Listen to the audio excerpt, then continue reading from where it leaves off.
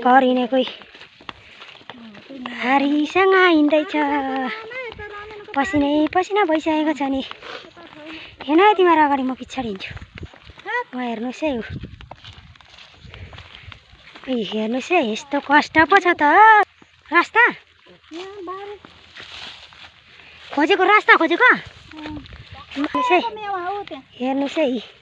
आमामा उकालोमा चढिँदैछ नि के गर्नु हेर्नु न हेर्नु है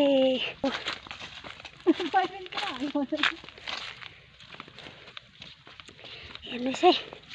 हेर्नुहोस् है मेवा बगान छ बैगुन बगान हेर्नुहोस् है यति हो छेउमा मेवा फलेको छ अदुवा खेती रहेछ यो चाहिँ बोरोको है हेर्नुहोस् त मेवाहरू फलेको यति सानो बोटमा फलेछ खोर्सानी बगान वा बैगुन यो पत्ता टिप्नु यो पत्ता बैगुनको पत्ता यस्तो दामी रहेछ बैगुनको चाहिँ खोर्सानी फेरि 12 बजे भात खाने टाइम भयो होइन बेसी भयो होला नि